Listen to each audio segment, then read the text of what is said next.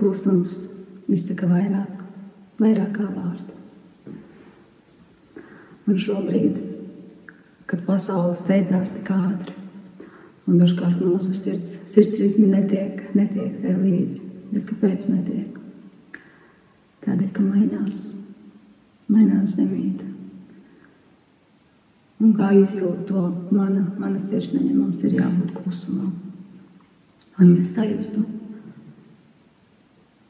kāda ir zemes sirdspuksti, un kādēļ mums neiet vienā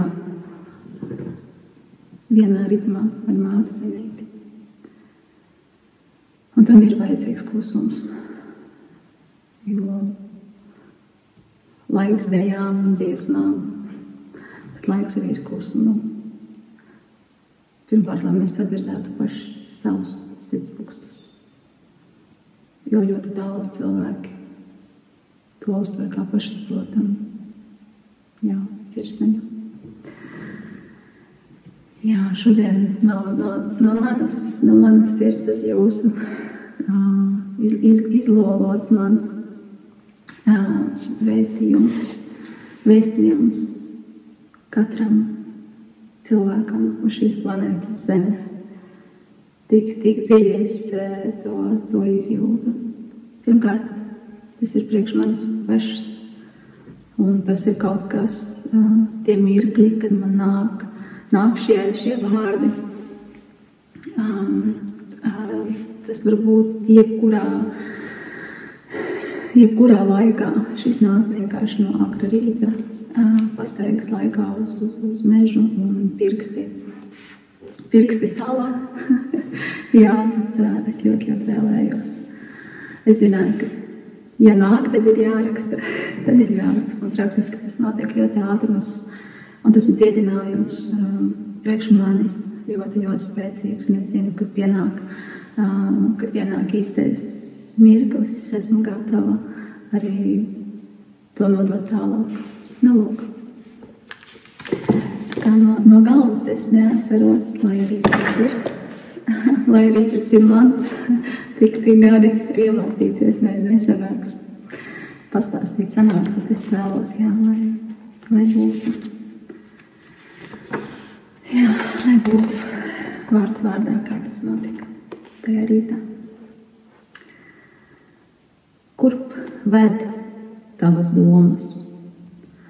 Cik maldu ceļus tev vēl vajadzīgs izstaigāt? Cik tumšās spēles izlaist caur katru šūmu? Cik ilgi aizvērt acis un neredzēt? Cik ilgi izvēlēsies ignorēt, kā sāp tava sirds? Vai redzi to spožo stikla kalnu? Es zinu, tu redzi, jo tu esi piekusis melot, pat tad, ja atzīsi to tikai pie pēdējā elpas vilciena. Un tu man teici, tu neko nesaproti, tu nezini, kā sāp. Un klusējot, man sirds runāt sāk. Tik ļoti vēlētos, lai tu to sadzirdētu, pat vēl vairāk sajustu. Pēc stikla kalnā jākāp tev pašam, un pirmajai patiesības lauskai jāskar tavu dvēseli arī tev.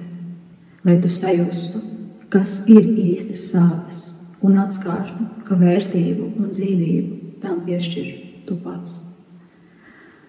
Ak, šis pirmais solis, aizvērt acis, izplest rokas un liekt dziļā tumsā, bezdibenī, kurā slēpjas visas tavas lielākās bailes un ilūzijas par to, kas tu esi, par to, kādiem jābūt citiem un pasaulē tev apkārt, un nosodīt tik viegli, un vaimanāt, cik grūta un netaisna dzīve ir pret tevi. Ka vecāki bērnību atņēmuši, ka sirds nelaimīgā mīlestībā salauzta, ka dzīvība kādam atņemta un tu netiec tam pāri, ka veselība cieš, jo speciālisti nav tie īstie un nauda nekrīt no debesīm. Vai tieši otrādi, tev ir viss, ko cilvēks varētu vēlēties – ģimene, nauda, vara, slava, tikai kādēļ visos gadījumos tava sirds raud. Vai tu kontrolē savus sirdspūkstus naktī? Vai tu kontrolē, kad uzaust saule un debesis skats katru vakaru ar spožām zvaigznēm izrotā? Vai tu spēj apstādināt tsunami un zibens šaudru. Vai tu spēji apstādināt nāvi? Tā ir viena no spēcīgākajām ilūzijām par dzīvi kā tādu, ka tu kaut ko kontrolē. Tu nekontrolē neko. Ja nu vienīgais attieksme pret katru mirkli un savas izvēles, kuras var ietekmēt tavu rītdienu. Lūk, kādēļ pirmā stikla lauska tā sāp, kas kā duncis ieduras sirds dziļumos, lai tu nespētu vairs savu melot, izlikties, ka dzīvo pasakā. Gan arī katru dienu tu dodies gulēt ar vārdiem: paldies Dievam, šī diena ir beigusies. Bet kā būtu, ja pie pirmajiem saules stariem agrā rīta stundā, kad acis vēl guļ, pateikties, pielikt roku pie sirds un sajust šo dzīvības spēku un dāvanu, atkal piedzīvot sevi vēl vienu pašu labāko dienu uz pasaules. Un tu atkal teici, nevienmēr no rītiem ir saule, dažkārt ir tik tumšs un augsts, ka celties negribas itin nemaz. Redzi, tas ir tas, ko tu vari kontrolēt.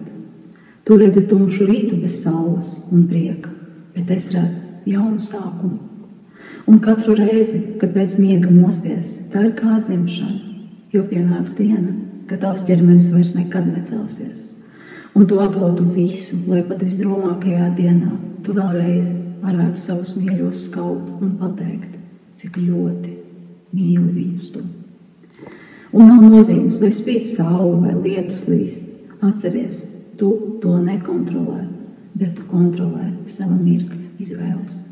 Un redz, par tavu vaigu asara birst, un pirmais solis tiek spērts. Tu atskaties, un roku tev vēlos pasniegties, jo zinu, ko šobrīd jūti tu. Bet liekot roku uz savas sirds, tu saki, es pats. Es vairs nevēlos slēpties, esmu gatavs beidzot ieskatīties visdziļākajā bezdibenī, kuru izveidojis esmu es pats, un tikai es varēšu soli pa solim uzbūvēt jaunu realitāti, un šoreiz tās pamati būs patiesība un mīlestība. Arī mana roka pie manas sirds. Es jūtu tevi, es dzirdu, es saprotu. Tik attāli spēju saskatīt tavu atblauzmu kāpjot stikla kalnā. Mani nedaudz sāk pārņemt uztraukums, ietrīsas man sirds, lai spēsi izplest rokas un liek nezināmajā patiesību un sāpju bezdibenī. Mirklis pēc galīga klusuma, un pēkšņi aizraujas man elpa. Tu jau lido. Es jūtu, kā pirmās sāpīgās maskas krīt, līdz piezemēsies, vēl paies laiks, tik, cik vajadzīgs. Es būšu tepat, un tad, kad pienāks tava diena, kad būsi gatavs doties pasaulē ar plaši atvērtu un mīlošu sirdi, kad no sava bezdibeņa sāksi redzēt gaismu tuneļa galā, mana roka tevi gaidīs, un šoreiz tu neatteiksi. Jo ceļš būs noiets paša kājā, un šim roku pieskārienam vairs nebūs vajadzīgi vārdi.